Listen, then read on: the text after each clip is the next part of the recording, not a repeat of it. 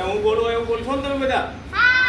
આપણે મસ્ત મેજિક કરીએ અને માઈક વગર ચાલશે એટલે કીધું કે ચાલશે.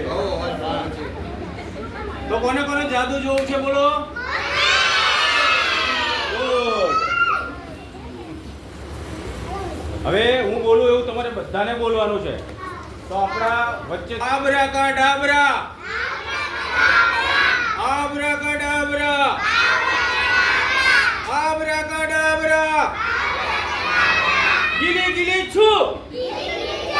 દેખો આયન ગાયબ, આયન નથી, ગાયબ થઈ ગયું. જો જો જો દેખાય છે આયન ગાયબ થઈ ગયો. જો મારી પાસે હતો આયન, ક્યાં બેઠો હતો? અલા આવી ગયો હતો. છે આયન? ક્યાં છે આયન? ગાયબ થઈ ગયો. હવે ના આવે.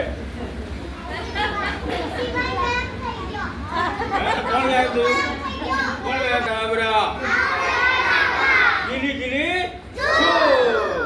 એટલે જાદુ થાય. શું થાય? જાદુ હોય નહીં. જાદુ હોય ના. ચાલો હવે આપણે એક જાદુ સ્ટોરી કહીએ. બધાને સાંભળવી છે ને સ્ટોરી? જાદુ સ્ટોરી.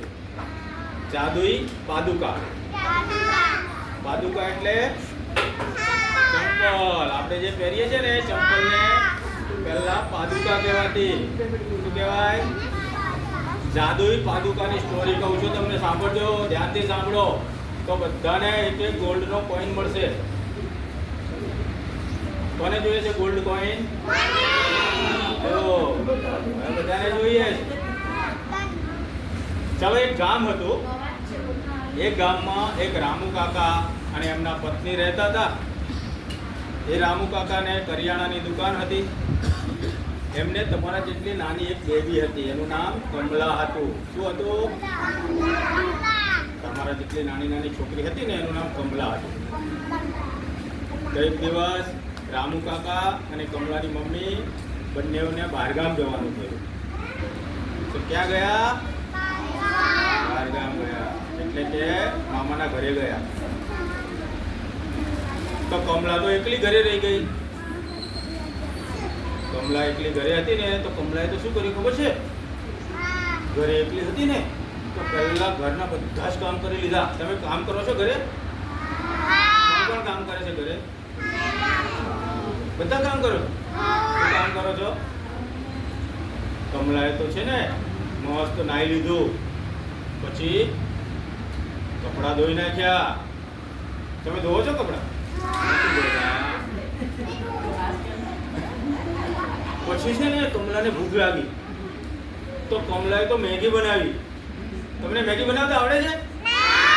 કોને આવડે છે મેગી બનાવતા? સરસ. કોણ? એક જણ ઉભા થાવ. એક જ જણ. નથી ખબર. રીવાન કેટલી મિનિટમાં બને મેગી? 2 મિનિટમાં. કઈ રીતે બનાવવાની? હા, ગરમ પાણી લેવાનું, મેગી નાખવાની. ગરમ શેનાથી કરવાની? મેગી મસાલો તો નાખવાનો, પણ શું ચાલુ કરે તો ગરમ થાય? હા, ગેસ. પછી મેગી બધાને ભાવે છે ને?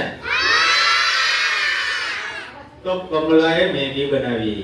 શું બનાવ્યું? હવે કંટાળો નથી આવતો ને?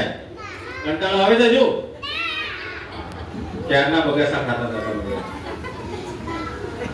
પછી કમલા તો મેગી ખાવા બેસતી હતી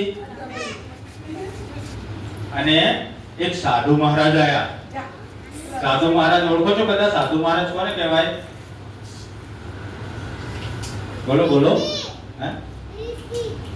ઋષિ નહીં, સાધુ મહારાજ. આપણે બાપુ કોને કહીએ? મંદિરમાં સંત હોય ને, પૂજા કરાવતા હોય, એને સાધુ મહારાજ કહેવાય.